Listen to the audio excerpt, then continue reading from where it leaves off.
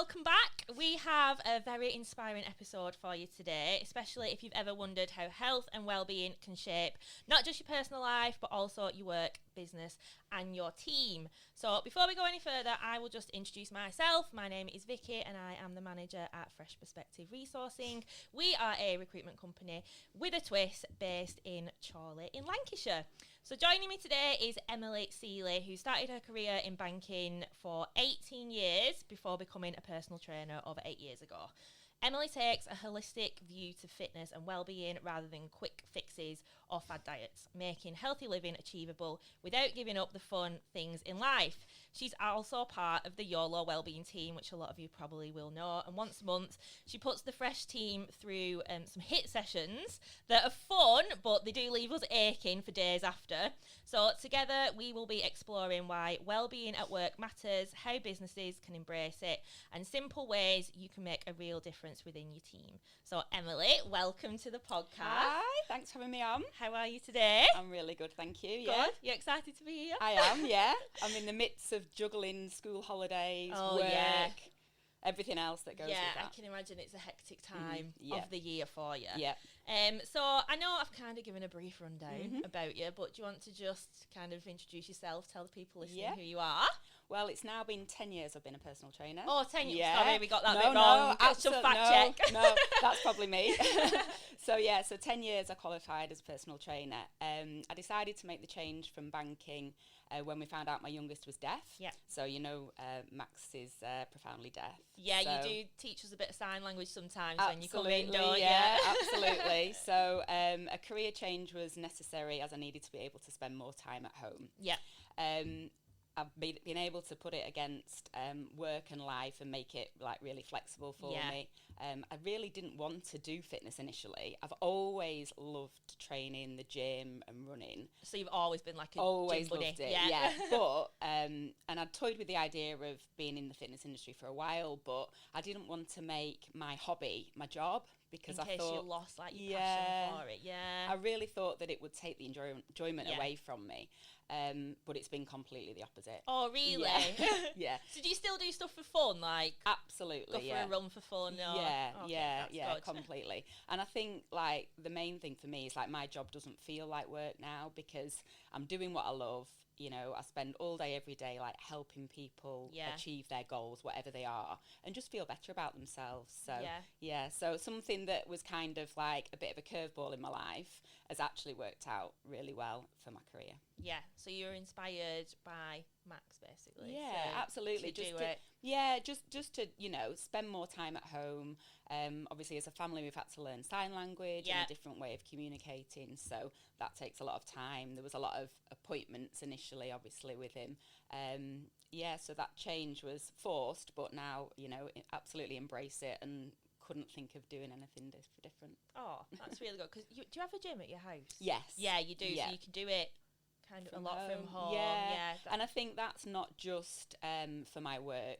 My husband's really into his fitness. My elder boys are really into the gym, as most teenage boys are. Yeah. So we use it as a family as well. So that's good. Yeah, we just got it completed just before COVID, so it was absolutely perfect. Oh, that is perfect. Yeah. How did COVID kind of affect your personal training? Yeah, so initially it kind of went deadly quiet. Yeah, I can imagine. Yeah, most of my clients, the majority of them actually self-employed or busy professionals. Yeah. So obviously their work life had massively changed. Income wasn't where it was. And then as soon as kind of the support for businesses was put out there from the government, it kind of really came back full circle because people had loads of time. Yeah, a lot of time. Yeah, so obviously we weren't able to do any face-to-face personal training for quite a long time.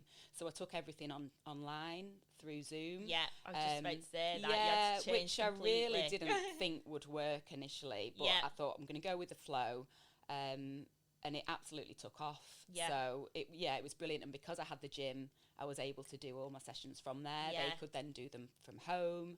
And I've still got a lot of clients now that I do one-to-ones with on Zoom. Really? Yeah. Wow, and it's a real, quite a mix.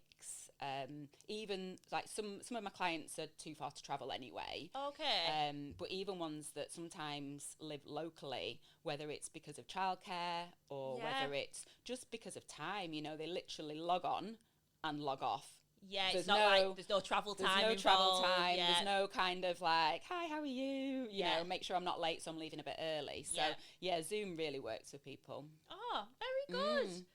So you've been coming into the Fresh office for quite a while now. Yeah, how long's it been?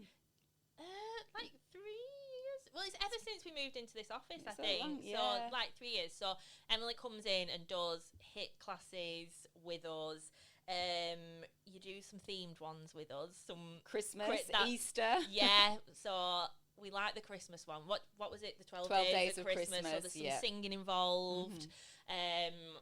It's pretty tough, to be fair. It sounds like it would be easy, but she puts us through our paces. Like it's tough. I mean, like the maximum number of reps you're doing is 12. So it sounds easy, but once you build that up, and when you come in, people will say for days after, oh, I'm hurting. And I'm like, because you'd probably think coming into an office, oh, it'll just be like, no one will put the effort in. But we have weights in the office, like some pretty decent weights. You really do, don't we? yeah. So it's amazing. I feel like we're quite a well-equipped office for that.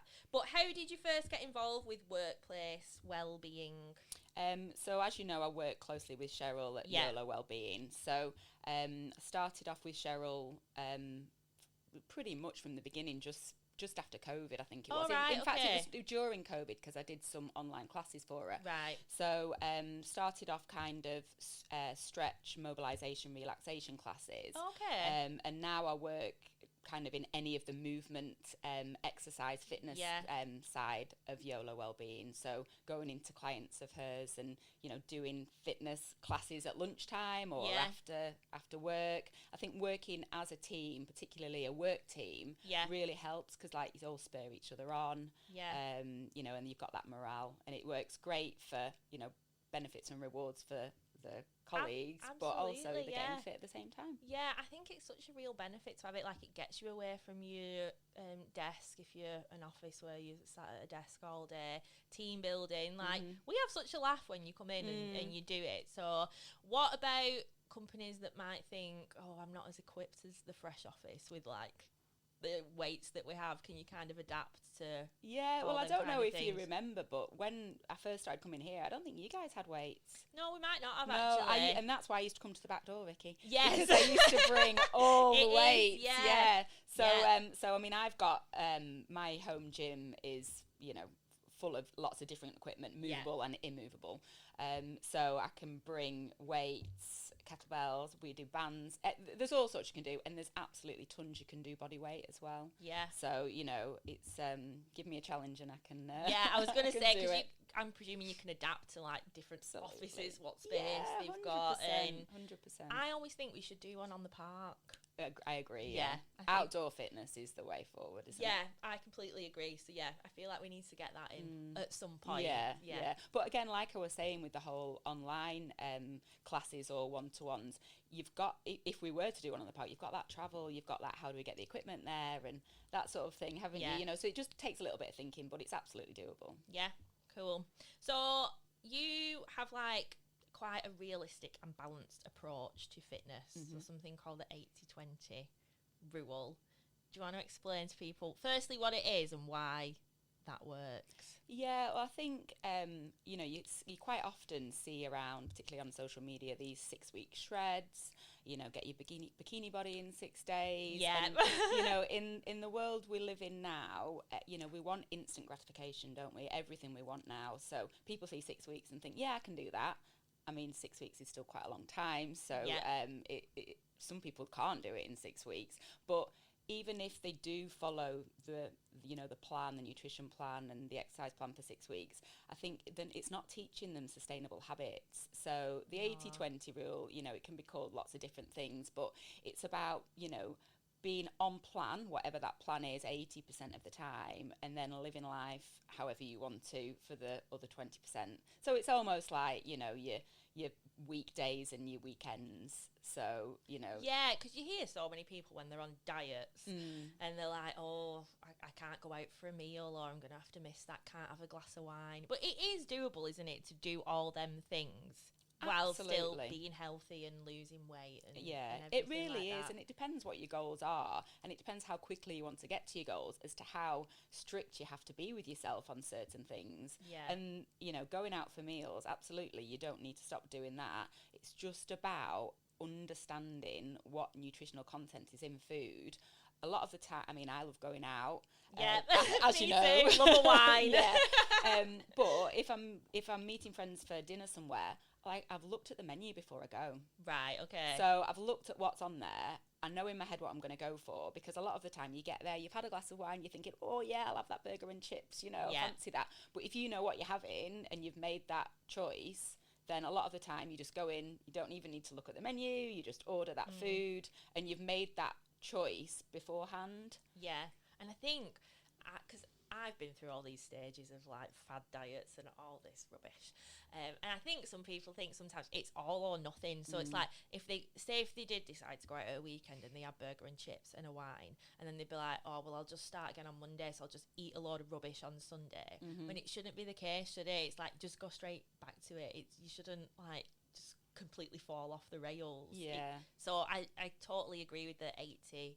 You've got to live your life, haven't you? Yeah, and like you said, it's not all or nothing. Consistency is key, and absolutely have the burger and chips if that's what you want. God, you know, but factor it into your week. So you can't have burger and chips 3 times a week, but if you're having it once, that's fine. You know, it's about choosing, you know, what you want for your lifestyle. Yeah. You know what I mean? And, you know, if you want your treats, have your treats, but just be aware that if you're having a treat every day, then you're not going to see results as quickly. If you're having them just 2 times a week, then you're going to get your results quicker. So it's just being realistic with things, I think. Yeah. But, and I think, like, what we try to do at Fresh, so, like, Laura's big into us, like, doing our Feel Fresh Fridays with you, and we do HIIT in the office.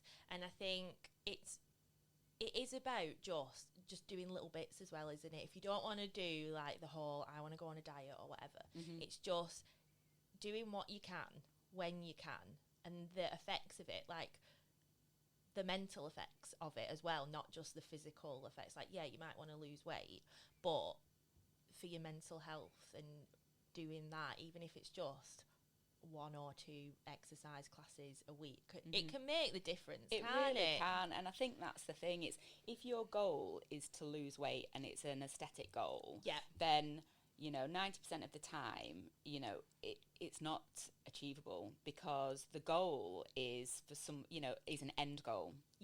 Whereas fitness and health is a lifestyle choice, isn't it? So that should be the byproduct. So you focus on your inputs, making healthy habits, building healthy habits, keeping it consistent, and then that aesthetic goal will be a byproduct of it all. You know, and then you'll be able to sustain that as well. So, I mean, you're right, a little bit and when you can is so important. Most of my clients are like either busy professionals or busy mums or both. You know, around the age of 40, sometimes they've got kids and elderly parents to look after, as well as their own life to live. And it's just about, you know, finding the time, you know, whether it's you're taking your child out to a park and you're going to run alongside them while they cycle, taking them to a trampoline park, get involved. You know, it's all these little things that you think, oh, well, and don't think of them in isolation. Think of them a way for you to move your body and have some time for you as well. So it's not always about going to a gym, is it? Like, you can do all kinds of stuff without going to a gym. But I've seen the effects of exercise. So obviously when I trained for the marathon, I was forced to run. Like, I had to run all the time. And then when the marathon finished, I kind of stopped running as much, and you totally see the effects. And now I don't run to lose weight or be in better shape or anything like that. I run for my mental health, because when I'm doing it, I feel so much better, and when I stop doing it, I can really tell the difference. So even if it is just 1 run a week or 2 runs a week, and they're literally like 20 minutes, half an hour, even though to some people they might be like, what's the point in doing that? Like, just that little bit of time does help, just being able to get in when you can. And it just clears your head, doesn't it? Yeah, absolutely. And I think that's like what we're trying to get across with the workplace well-being, like being able to do that for your team. You will see a difference in the productivity at work because it'll clear the head and they'll have more focus. And you're giving them time for themselves as well, aren't you? You know, you're investing in their health. Exactly. You know, instead of buying donuts on a Friday, it's like get somebody in to, you know, show you some fitness exercises. So it's just something that a little bit different, isn't it? And they might not have the opportunity to do that outside of work because obviously it does cost to have personal trainers and have gym memberships, and being able to give that to your team in work time, because we do it on our lunch, you come in on lunch, and it's like people might not have the time if they are looking after people or they've got kids and anything like that. You're giving someone some time to do something that will help them that they might not have the opportunity to do. And I mean, there's been so many times, hasn't there, that I've come in here and everyone's like, oh, hi Emily, like, oh gosh, I'm not up for this. And then like literally once we finish the warm up, you know, everyone's getting into it, and by the end everyone just feels so much better, don't they? They do, even though they might be hurting, but there's big smiles on everyone's faces. So it does the job. It does. So you mentioned before that most of your clients are women who are very busy. So what's the biggest challenges that busy women face, and how do you help them to overcome that? So I think the biggest thing is time, which I think is most people's reason for not exercising as well. Time and maybe not knowing what to do. So probably a mix of both. And I think if you don't know what to do, then that takes a little bit more time. But I think some of the ways we've talked just before about, you know, whether you incorporated something with work or whether you build into your kids' routine some exercise for yourself.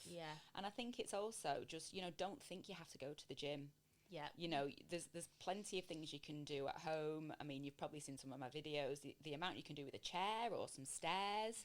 Tins of beans. That you don't even need to buy weights if you don't want to, you know, especially if you're starting off like body weight stuff. And like you said, 20-30 minutes is all it needs. So, you know, is that half an episode of something on Netflix? You know, or, you know, you could literally stick it on, couldn't you? You could get in your living room, stick an episode on of whatever series you're watching at the moment, do some squats and some burpees while you're watching it. So it's, you know, I think a lot of the time, you know, people say they haven't got time, and then, you know, it is the quick to say, oh, you watched that new series? You know, there is time. It's what you choose to do with your time. You know, and particularly work-wise, you know, if you're working from home, take the calls outside, go for a walk. I know you guys do your walking and networking, don't you, as well? We do, but part of that is to get people out and about, because I think it is so important, because I don't think people realise how significant getting your 10,000 steps in a day can really have on how you feel, and if you're wanting to lose weight. I remember I did a 6-week challenge once, and on it they were like, you need to do 10,000 steps a day, and did 6 weeks challenge twice. So did it the first time, and I was doing like 12,000 steps every single day, and the second time I did it, I just went to the gym and didn't do my steps as well, and I didn't lose as much, because I feel like that's the foundation, your steps. Because when you go in the gym, that's sometimes more about like the shape of your body, isn't it? Rather than, it is losing weight, isn't it? But if that is what you want, you need to start with steps. And I think, you know, we don't have to put a number on it, but it's about moving your body, isn't it? And I think the benefits of steps, like the majority of the time you're going to get your steps outside. So not only are you moving your body, you're getting that fresh air, you're in nature. It's, you know, it's so beneficial for the body, and you know, fitness and, you know, losing weight even is not just about what you're eating and what you're doing exercise wise. You know, sleep plays a massive importance, stress does, hormones. You know, it really is a 360 degree, you know, circle of fitness. So there's a lot of elements to it, and that's why it needs to be like a lifestyle change, doesn't it, rather than a 6-week and a change of habits. You know, just starting small, but then keeping up with them, being consistent.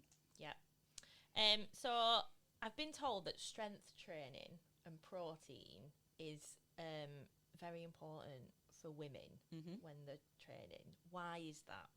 So strength training mainly is because as we hit around about 35, unfortunately, we start to lose muscle every year. Oh my God, I'm nearly there. Oh no, I didn't know that. Yeah. So every year that goes past, our muscle, we do start to lose our muscle. So it's really important to, and that's not from an aesthetic bodybuilder point of view, just, if you're thinking, oh, well, I don't want muscles anyway. It's about keeping your body strong and healthy, so, if you slip and fall, then you don't break anything, it keeps your bones strong. So it's really important just for your general posture, your health and well-being, to keep that muscle mass in your bodies. So even just keeping on top of it's quite hard work, but we want to build it and make sure that we're that we're going into our sort of 40s, 50s, 60s strong. Protein really helps with that, because as we move our bodies and strength train, the muscles break, and then the protein helps to build that back up. So not only does it help our muscles, but it helps us feel fuller. So when we're feeling like we want that late night snack, if we've had a good balance of protein during the day, we shouldn't get those sugar dips. So it's kind of like full circle, really. Yeah. Where's best places to get protein from? Because I know it's your meats. Yeah. But is there other options? There's so many different. Yeah. I mean, you've got your meats, all different meat and fish. You've got dairy. So Greek yogurt is amazing for protein. Okay, yeah. So I don't know if you eat that. Yeah, I used to have that for breakfast. Did you? Yeah. Used to? Yeah, I'm not being as... Since the marathon, I've not been as good with... Do you know when you just like, you want to break free and you're like, I just want to eat what I want because it's so strict, and I really need to get back into eating well and exercising better. That's why I'm glad when you come in, because we can't say no to it. Whereas we are meant to do HIIT a couple of other days in the week, like our own, with, that Laura sorts out for us. And that's been slipping a little bit. Has it? Oh, we'll have to get back on that then. I know. So when you come in, I'm like, well, I have to do this. Not, I was going to say force, but I feel like that makes it sound like I don't want to do it. Holds me accountable. Holds you accountable, yeah. And that's kind of what I need. And I think talking about protein, going back to protein, sometimes you don't realise, but, all your beans and your pulses, chickpeas, there's protein in so many different things. And it's really important just to get a variety of protein. You've got your protein supplements as well, so protein shakes and protein bars. But all I would say is just be wary of things in the shops that say high protein, because they're not always high protein. They might have like 1 or 2 grams extra compared to the normal yogurt or whatever, but it still doesn't mean it's going to be high protein. So it's really used as a marketing tool at the moment. It's quite gimmicky. So I wouldn't, I'd just say look that little bit deeper if you're looking at something that tells you it's high protein, because a lot of the time high protein things don't need to tell you that they're high protein. Yeah, and then are they like full of sugar as well? A lot of the time, they've got more. Yeah, it depends. Yeah, I mean, a lot of the things that say high protein on them are usually processed food anyway. So they are going to have those that sugar and salt content. That, I remember. I think was it when I was doing the marathon, or maybe when I was just trying to eat better, and I'm in the supermarket looking at the backs of packets, like how much protein is in this, because obviously if you're like yogurt, for example, I'm like, which has the most protein in, which one should I get? And I remember once someone coming up to me and they're like, are you okay? I'm like, yeah, I'm just looking for protein. But it does take work, doesn't it, to kind of educate yourself on that. But I think once you do educate yourself, it becomes a lot simpler. Yeah, I think that's right. And a big thing for me with my clients, whether it's one-to-ones or in groups, I'm always trying to educate people so that they can go out and make the right decisions themselves. I'm not a fan of here's a food plan, here's what you need to eat, right? because people have different tastes. If you just eat what I tell you to eat, then when you then leave me and fly your wings from the nest, unless you just keep following that plan forever, then you're not going to know how to make those choices. So it's just about understanding. I very much do a pick and mix. So it's kind of like, here are all some great choices of protein. These are all great things to put it with, and you mix it up. so that you're making the choices for yourself, and you're held accountable, and that again just gives you confidence to be able to go out there and do it yourself, and then share it on with your family and friends. Yeah. I will just take this back to recruitment a second, because obviously I do work in recruitment, and I'm like, I need to say this. Of course. So that's what we're like when we're working with our clients. We try to educate them. So we do have a package where we can provide the support, but when we are working on roles for people, we try and educate them to hire better themselves, so that we want people to keep coming back to us for us to help them with the recruitment, but we want them to be able to do it themselves and have that information. And I think it's not always passed out there the best way to recruit. If they've worked with agencies before, people don't want to share the secrets, don't they? Because they want people to come back to them. But it's like you said, you want to educate people so that they can go and do it themselves, pass it on to people that they know. We don't want recruitment to be this big secret, and it's like we have to keep all the secrets, so you can't do it yourself, because we want to educate people so they are better at doing it themselves. So isn't it funny how they can tie in together? Yeah. And I think that, people then trust you, because that's exactly what I'm like, because I could just, take full control of it all. Yeah. But, it's not the right thing, is it? I want them to go and live their healthy, fit lifestyle. Yeah. They're not going to be training with me forever and a day. Yeah, you don't want them to have that reliance on you, do they? You want them to... I want them to go out and, be their best version. Yeah. Oh, I love that. We kind of spoke about this a little bit before, but if we can elaborate on it. So obviously food and exercise is very important, but other factors matter as well. So we touched on sleep and stress and lifestyle. So how can people be better and manage that better in their lives? Because I'm terrible with sleep. Well, actually, I think I'm quite good, but I think I'm someone who needs a lot more sleep than most people. Because is it 7 to 8 hours or something? Well, what should it be? There's loads of times banded around, but really it is individual to everybody. Yeah. And I think a lot of emphasis is on that amount of time asleep, so 8 hours, but actually it's a lot deeper and a lot more important than that. So it's around sleep consistency. Okay. So this might be where my downfall is then. So if you during the week get 8 hours of sleep, but you're going to bed at 11 o'clock, but then at the weekend you go to bed at 2 in the morning and have 8 hours, just because you've ticked your 8 hours every single day doesn't mean that that's a great sleep process.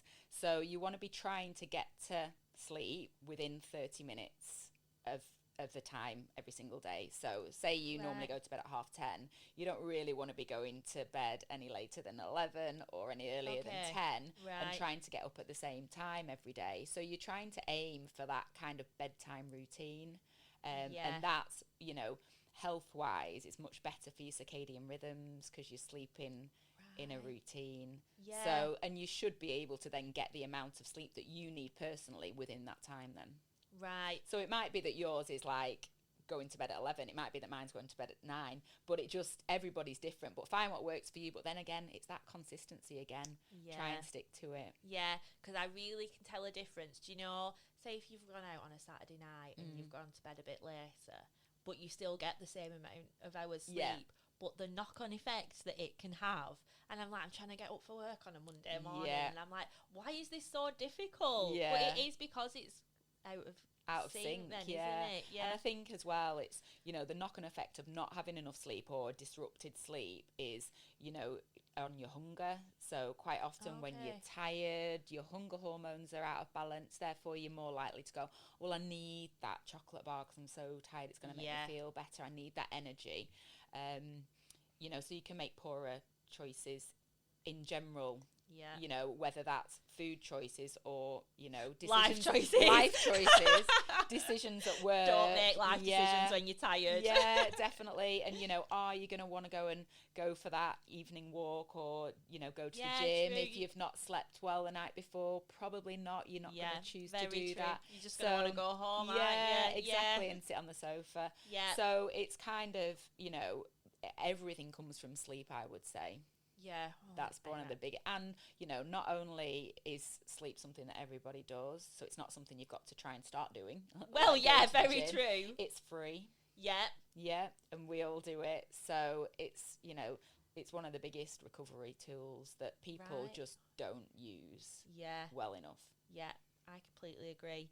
And then stress can have a massive impact as well on like hormone balances. Okay. And I think again it's that kind of choices when you're stressed, isn't it? You know, what are you going to reach for from the cupboard? You know, what decisions are you going to be making? Yeah. Depending on you know, what stress it is. Some people prefer to, you know, work out when they're stressed, you know. Well, it does help, a bit of doesn't boxing it? or running it off. Yeah. So it all depends really, you know, on that individual. side. Yeah, but I think as well, a lot of the time stress is time pressure, isn't it, as well? So it kind of comes full circle as to how you can find more time in your day to do the things for you. Yeah. Whether that's, you know, calming, like meditation, or whether that's fitness, because, you know, they do complement each other. Yeah, it is just like a whole like 360 holistic, degree. Yeah, exactly. Yeah, holistic. Like you said, it is a full circle. Finally, what are your top tips for people who feel like they are too busy to look after their health? Well, first of all, nobody is too busy to look after Is their that health. just a poor excuse? Well, I think, you know, whatever, you know, is getting in your way, whether that is family or work, which are the main things, if you are not healthy, you can't be there for your children. Well, you can't turn up for work. So you're not the best version of you, are not, you? No, and they say, don't they, you know, fill your cup and then you can fill others. Yeah. So I would say that is a poor excuse. But, however, if that is your excuse, then I would say the main thing is planning and preparation. Okay.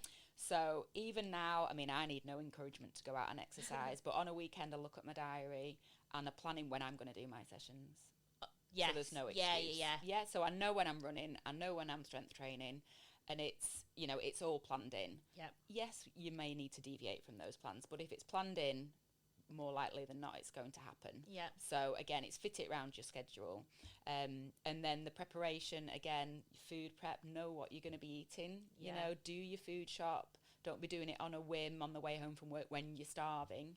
You know, plan what you're going to be having, whether that is to the lengths of, you know, food prep at weekends, or whether it's just making sure you've got the right things in the cupboard to make that meal when you get in. Yeah, that's so true. So you're not just grabbing whatever is convenient at the time. 100%. And, you know, even little things like, you know, getting your clothes out the night before. Get that gym kit out, put it out, ready for you to put on in the morning so you can go straight for that run. If you're having to wake up, you know, fumbling for the alarm, then you've got to find your sports trainers. Yeah. It's, you know, it's all obstacles to stop you doing it. So planning and preparation, I would say, is key. Yeah. And I think as well, it's about finding what's right for you as well, isn't it? Because I think, I know not everyone enjoys doing fitness, and it might be just something that you kind of have to do to make yourself feel healthier. But I do believe there's something out there that everyone can enjoy, whether that is going hiking or going for a run or joining the gym or taking up a sport. I do think there is something out there, and I think we're kind of all told, go to the gym. and it's not for everybody. No. And I think you're absolutely right there with saying take up a sport. I think, you know, you kind of leave school and you leave those sports teams, don't you? But, you know, and as adults you think, oh, I really enjoy playing netball when I was younger. Well, there are adult netball teams. I know, out there. I see that you there's know, so many. There's adults gymnastics gyms. You know, there's all, whatever, you know, is your passion, go and do it. You know, it doesn't have to be the mundane going to the gym. Yeah. You know, it isn't for everybody, but the key is move your body and do it consistently. Yeah. Or if people want you to come into their workplace and do Absolutely. it for them, they can do it, can't they? Well, so there's no excuses and they are forced to do it. Yeah, absolutely. And I will completely vouch that it's so good when you come in and do it with us, because it's so varied as well. It's not like you're coming in and doing the same thing, or it's not boring like when you go to the gym and you're on the same weights each time. Like you come in and I'm like, what are we going to be doing today? And when you come up with like your Easter ones and your Christmas ones, like how do you actually come up with these? Like, do you come up with them yourself?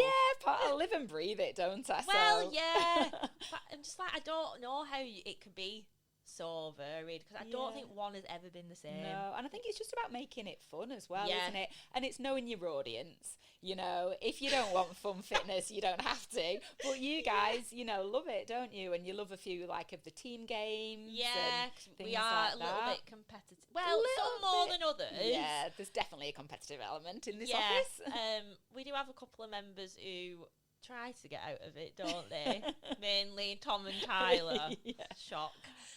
Tyler's doing well at the moment, though. Yeah, Tyler is doing well. Tom tries to get out of it, doesn't he? But I feel like you're really good at, like, bringing him around. Yeah. Like, you're not forcing him to do it, because he just won't do some of the stuff, will he? And you want, honestly, I wish we could record what we do and what Tom does. But I feel like you do get him involved when he doesn't always. And he enjoys it, yeah, doesn't he? And he always does get involved. Yeah, so he does get involved, and he does enjoy it. I just like he likes to put on a bit of a front, like he's too good for doing some squats in the office or whatever. But I think as well, you know, like the team here, you're also varied in your fitness levels as well. Yeah. You know, some of you've done marathons, some of you don't. Some have probably never been in a gym. Some have never been in a gym, and you know, it's all adaptable. You know, I can adapt a group session to different levels, you know, absolutely quite easily, so that, you know, the higher end of fitness still get challenged. Yeah, absolutely. But then it's really supportive for the beginners. And I was just going to say that, like, you wouldn't be able to tell that you're kind of having to switch it up for different people, but because we've got the different weights and you give us options of like, here's an easier option, or if you want to make it a little bit harder, and it does mean that everyone is getting the most out of the session, no matter what their ability is. And I feel like I still get a lot, probably more out of your sessions than I would than if I went to the gym on my own. Well, that's good, and that's, you know, why personal trainers are there, isn't it? Because it's that extra motivation, it's that extra little 10%. So that little push that you need. There's you know, because I work with like absolute beginners to people who have trained for years. Yeah. And it's just about, you know, people want personal trainers for different aspects. Yeah, absolutely. That is the end of your questions for you. We do have another bit of the podcast that we do each week. So it's called Fresh or Stale, a little game that we like to play. So I'm going to read you out some words or phrases, and you just need to tell me whether you think they are fresh, so we love these things, or if they're stale, we hate them. So the first thing on the list is burpees. Burpees. Now I know you love a burpee. Oh, so stale. I hate them. I feel like they're the worst. Really? Do you know what? I would definitely say fresh on that. Do you actually enjoy doing them? Do you know what? Before I started training for the High Rocks, no, I wasn't keen. But in High Rocks, you have to do a lot. How many do you actually have to do? Well, it's 80 metres of a burpee and then a broad jump forward, so it's a lot. Oh my God, I'd hate but that. But since doing those, you know, you can vary a burpee so much. You can bring the levels up and down, and it's a full body exercise. I know. Anyone that says, "Oh, I want to work, you know, my core," get on some burpees. You know, leave the crunches behind. You know, it's a full body workout. You don't need any equipment. Definitely fresh. Right. We'll agree to disagree on that one. What about McDonald's fries dipped in milkshake? That's got to be stale. That sounds disgusting. Yeah. Do you know what? I've never actually tried it. So many people talk about it, but I think it would be disgusting. Yeah. I don't even like the milkshakes. Oh, do you not? Too sweet for me, yeah. And I've heard about the amount of calories that are in them. And you're not even chewing. No. Ice plunges. Ice plunges. Now, fresh. Very fresh. You've got an ice pod. Yeah, to go in. How often do you go in it? Well, I used to go in it a lot more than I do now. Right. There's been my husband still goes in every morning at 7 o'clock. He's absolutely crazy. Would you still do that in winter? Yeah. Oh my God. Yeah, like literally in the snow, anything. Yeah. Takes him a while to warm up. Wow. Yeah. I hate being cold. I don't like being cold, and I don't think I've never tried one. I don't think I'd like it. I can't even turn the cold on the shower. Do you know when, like, at the end they say, have a cold blast of the shower? Don't even like that. Well, before I started doing ice plunges, I started, because they say, you know, start with a cold shower, you know, like the last 5 seconds of your shower, put it to cold and start building it up. It's actually worse standing in ice cold water being pelted on you than getting in. Right. Do you kind of adapt to it after once you're in and, like, I think, sort your breathing out? And the feeling is so good when you get out. It's really, really good for you, isn't it? Like, do you know what the benefits are of it? Yeah, I mean, there's so many benefits. The only thing I would say is the reason why I don't do it so often now is there's been a lot more research on cold plunges for women compared to men. Yeah. So for women, you don't want it as cold because it can shock the body a little bit more, and you don't get the benefits from it being too cold. Oh, so, right. Yeah, okay. so it's quite a complicated subject with that. Yeah. But going back to the basics, it absolutely feels amazing. You know, it gets the blood pumping around the body. It, you know, it makes everything just tingle. Yeah, so it's good for recovery as well, isn't it? Fantastic for recovery, for muscles. Yeah. But you just need to make sure you're getting right in. Do you know what I mean? Up to the top of your neck. Oh my God! Get those shoulders in, as I would say. Because you literally just have to dunk, don't you? I'm one of them people, do you know, when you go on holiday and the pool's cold and I'm like tiptoeing in and I'm like a bit at a time. Yeah. So I don't think I'd be very good at it, but the benefits are there if you want to try it. Yeah, absolutely. Next one is Marmite on toast. No, I would say stale. Do you know, I don't know if I've ever had Marmite. Have you not? It's an acquired taste. Is it the same as what you have at Christmas? The crispy, not the crisp. The Twiglets. Twiglets, yeah. I was going to say knickknacks, you know. Yeah, they look like that's what I was thinking. They're Marmite, aren't they do taste a little bit like that. I mean, I remember my mum used to have Marmite on toast. I think she still has it on rye beef stand, but I don't know. But yeah, for me, it's a no-no. Yeah. There's no protein in that, Vicky. Is there not? Right, it's stale. It's so stale. And then the final one is socks and sliders. Socks and sliders, well, I would say fresh, but that's not from my opinion because I would never wear them. Okay. But I've got teenage boys and they live in socks and sliders. Yeah. Tyler, when we went on holiday, he wore socks and sliders, and I thought it was one of them things that people thought, oh, you can't do I that. think it is. Yeah, is it kind of in fashion? I believe so. Yeah. Well, it is in my house. Yeah. Not me. No, I wouldn't do it. I mean, but if you think about it, like, you've got warm feet plus sliders are comfy. It's like the best of all worlds. Yeah. So, and who cares what you look like? Well, yeah, I'd probably do it around my house, but I wouldn't leave the house in it. So it's like I wouldn't leave the house in like something like Crocs or something. No, but again, they're in fashion, aren't they? Yeah, are you not a Crocs person? No. I think you've got to be of a certain age. Like they seem to the kids seem to like them again, don't they? Yeah, because they have all them things you can like plug it, like put onto them. But no, I'm not a Crocs person. No, I don't think I'm cool enough to pull them off. No. I think I'd just look stupid. You see, in my head, I think I'm too cool for Crocs. Oh, do you? But what do I know, eh? I don't know, but we're not wearing them, so it's all right. And that's the end of Fresh or Stale. Right. Thank you so much for joining me, Emily. It's been great. Have you had a nice time? Yeah. So where can people go and find you if they want to go and check you out and see what you do? Yeah, so Instagram and Facebook, fitnesswithemily.s. Yeah. I'm on LinkedIn. I'm not that active on there, but will be soon. Oh, very good. So it's Emily Sealey on LinkedIn. So go and check out what Emily does, and you can check out YOLO as well, can't you? Yeah, absolutely. And see what they do as well. If you want to go and check out us at Fresh Perspective, you can go to our website, which is fp-resourcing.co.uk. We also have a YouTube, Instagram, Facebook, TikTok. We're everywhere. And then if you want to go and connect with us on LinkedIn, my name is Vicky Taylor, or you can go and look at our Fresh Perspective page on there as well. If you enjoyed this episode, please go and subscribe. Please leave us a review, and we will be back again in 2 weeks with another brilliant guest. So thank you very much for listening. Thank you very much, Emily, for joining me, and we will see you all again soon.